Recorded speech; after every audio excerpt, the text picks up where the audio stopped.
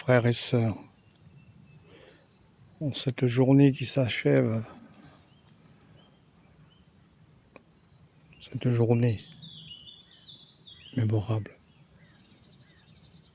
la fête du Saint-Sacrement de Jésus-Christ.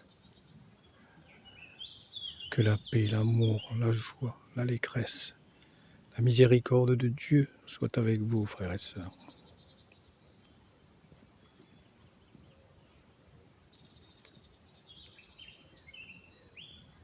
Écoutez la nature, écoutez ces oiseaux qui chantent, ces oiseaux qui louent Dieu, même en cette heure. C'est fabuleux.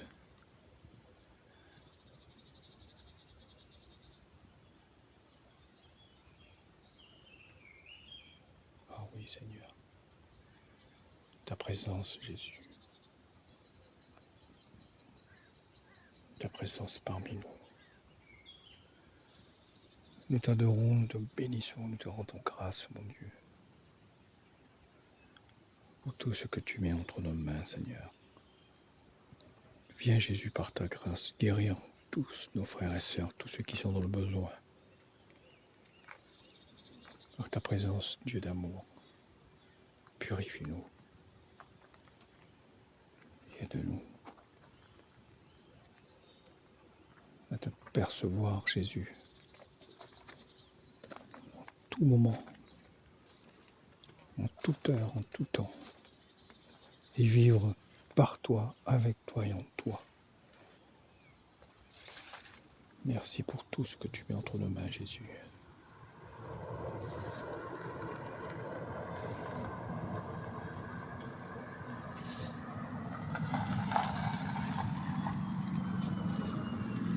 Merci pour ta nature divine, Dieu, Créateur.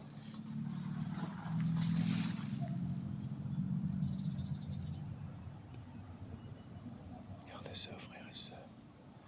C'est pas merveilleux la nature divine de notre Dieu, notre Sauveur et Créateur. Merci pour ton immensité, Jésus. Gloire et louange à toi, mon Dieu.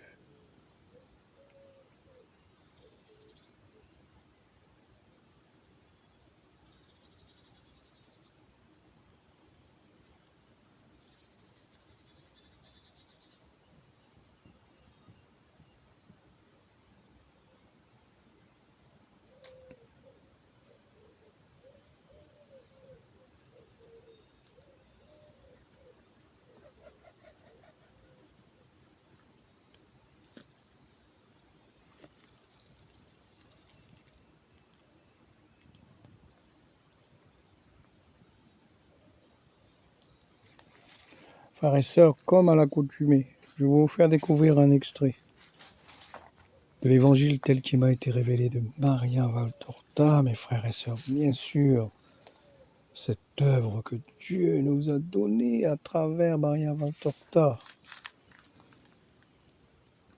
Dieu nous aime. Il nous donne cette œuvre pour que nous puissions avancer sur ses pas. Nous puissions l'adorer, le glorifier, le louer, le bénir.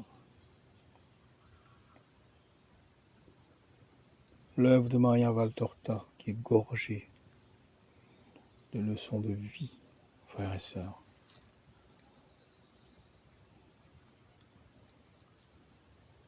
C'est Jésus lui-même qui s'adresse aux apôtres.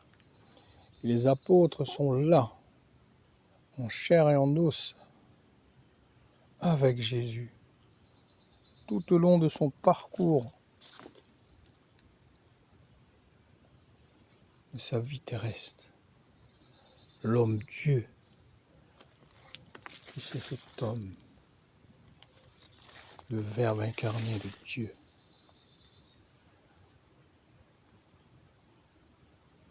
Je vais vous faire écouter un extrait, frères et sœurs.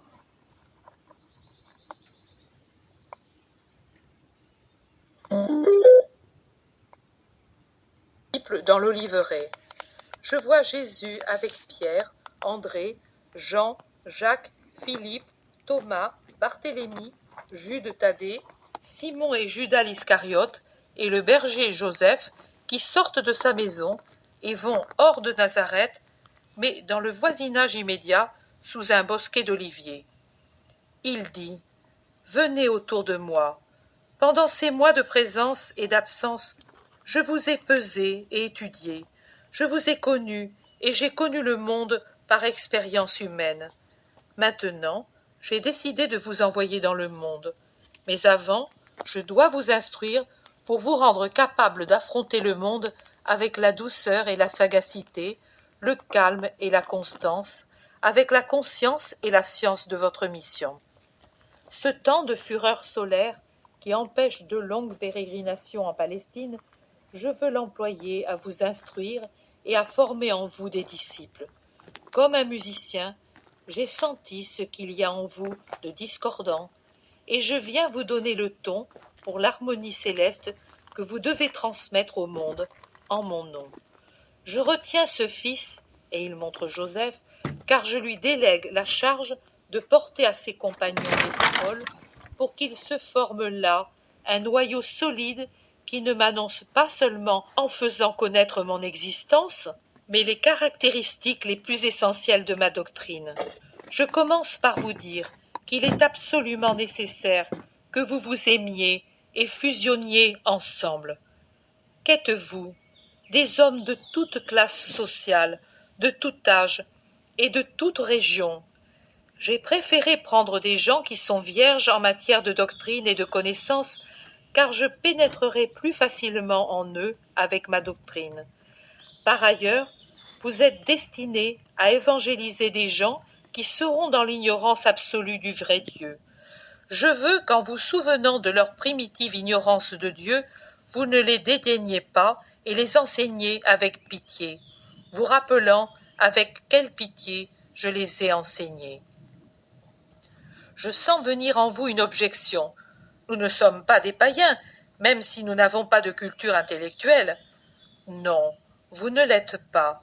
Mais non seulement vous, mais même ceux qui parmi vous représentent les savants et les riches, vous vous êtes tous écartés dans une religion qui, dénaturée par trop de raisons, n'a de religion que le nom. En vérité, je vous le dis, que nombreux sont ceux qui se glorifient d'être des fils de la loi.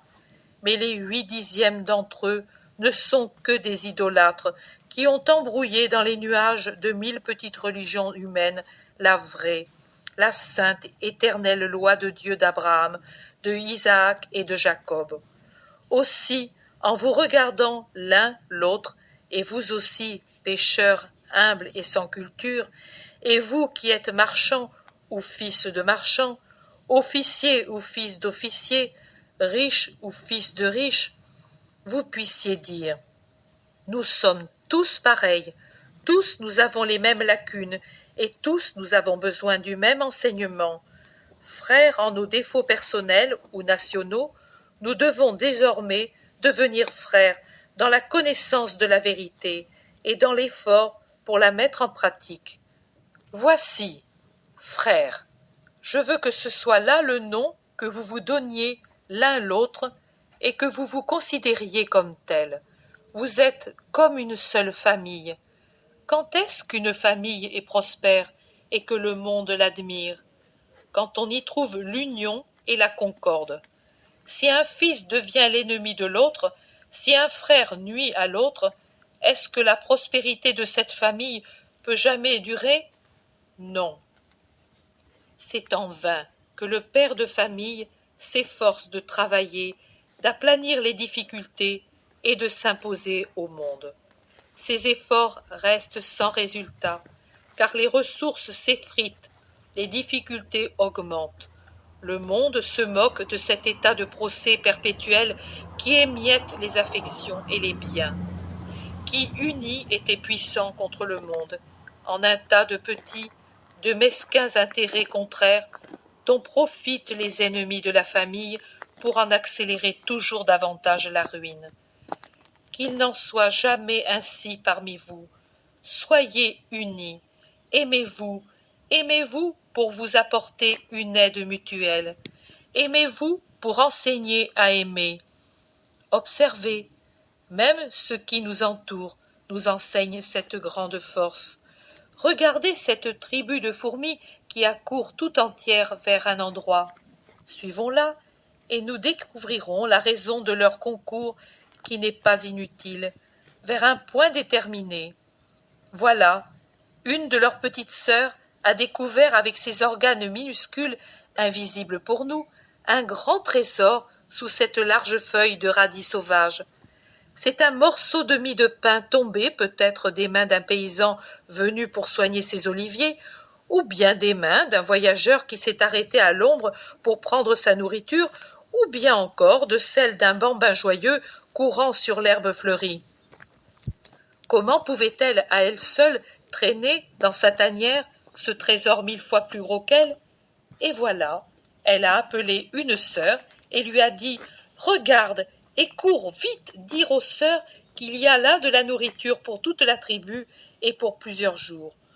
Cours avant qu'un oiseau ne découvre ce trésor et n'appelle ses compagnons et qu'ils ne le dévorent. » Et la petite fourmi est accourue, essoufflée par les accidents du terrain, à travers les graviers et les herbes jusqu'à la fourmilière, et elle a dit « Venez, une de nous vous appelle. » Elle a fait une découverte pour toutes, mais toute seule, elle ne peut la charrier jusqu'ici.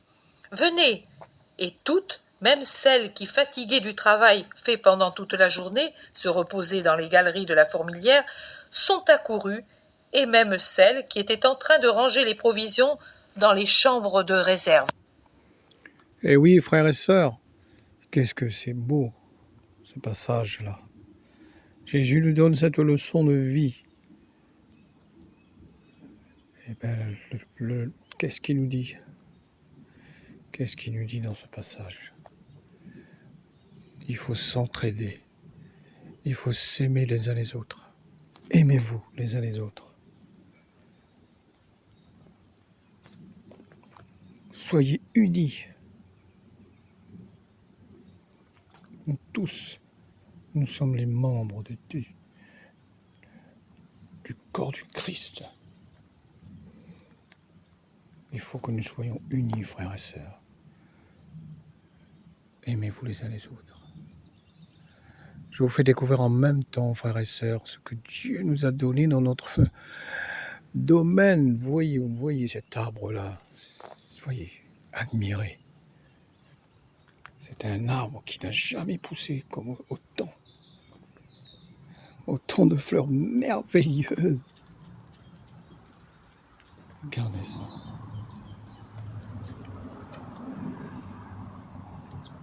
Je suis heureux de vous faire partager ce petit moment.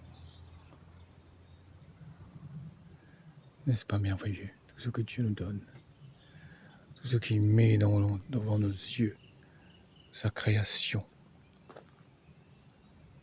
Merci mon Dieu d'amour, merci, merci, merci Dieu très haut, Père éternel, Créateur du ciel et de la terre. Merci pour tout ce que tu mets entre nos mains, Jésus. Et merci pour cette œuvre que tu nous as donnée à travers Maria Valtorta. Que ton règne vienne, Seigneur, sur la terre. Oh, mon Dieu d'amour. Tu es bon, Seigneur. Tu es bon. Pour toi, frères et sœurs, ne lâche pas les bras. Ne lâche pas les bras. Dis-toi bien qu'il y a quelqu'un parmi nous qui est là, c'est-à-dire notre Sauveur, le Dieu d'amour. Il ne t'abandonnera pas. Laissez-lui agir dans ta vie. Il ne te décevra pas. Frères et sœurs, que Dieu vous bénisse abondamment et qu'il vous assiste dans toutes vos actions. Amen.